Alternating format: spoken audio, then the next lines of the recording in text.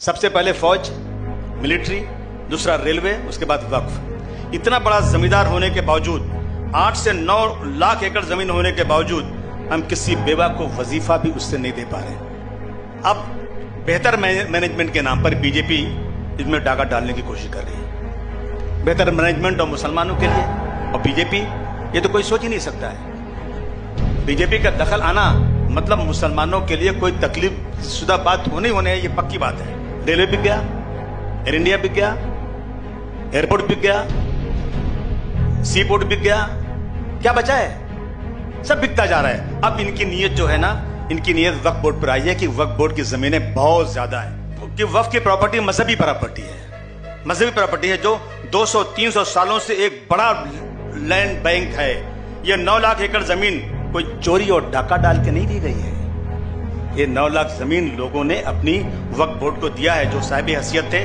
जमीन दरगाह, मस्जिद, यतीम खाना, मुसाफिर खाने के नाम पर दी गई हैं। इस बिल में यह खतरा सबसे बड़ा है कि वक्फ बोर्ड को रबर स्टैंप बनाना चाहती है सरकार। 36 कलेक्टर का पावर जिस बोर्ड का है, उसको एक कलेक्टर को दे दिया गया। अंबानी के घर की जमीन, जिसका सुप्रीम कोर्ट में केस चल रहा है, और मैं दावे से कहता हूं यह जमीन वक्फ बोर्ड की है। जी, इस जमीन पर सर इब्राहिम भाई, करीम भाई खोजा यतीम खाना था। यतीम खाना 1930 में वक्फ बोर्ड की इंक्वायरी हुई, वक्फ की लिस्ट में शामिल है यह यतीम खाना जो 1910 में बना था।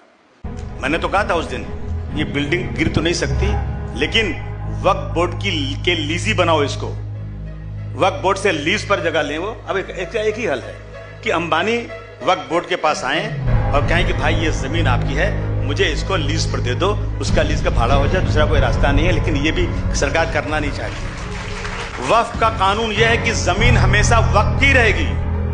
कल किसी मस्जिद, दरगाह को कलेक्टर, किसी का घर, मौलाना साहब ने कहा किसी घर कह देंगे ना, तो कलेक्टर साहब की बात ही मानी जाएगी। अहमदनगर में गया था, यकीन मानिए, एक मस्जिद है, पूरा मीनारा है उस पर। मैंने पार्लियामेंट में उठाया था, आज तक चिल्ला रहा हूं, अभी तक कुछ हुआ नहीं है।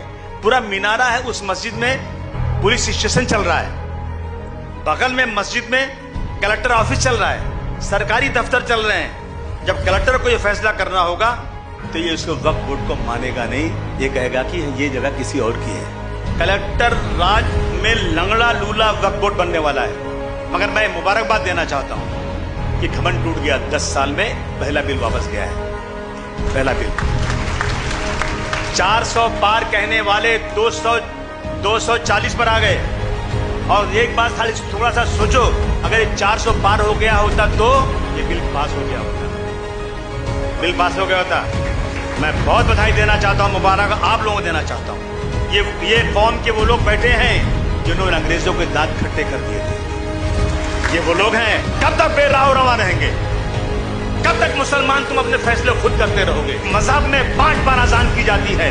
आओ बगल में खड़े हो जाओ, आओ जगह मत छोड़ना, कंधे से कंधा मिलाकर खड़े हो जाओ। सबसे ज्यादा मुसलमान में इंतशार। मुत्तहिद हो तो बदल सकते हो जमाने का निजाम, मुंतशिर हो तो मरो शोर मचाते क्यों हो।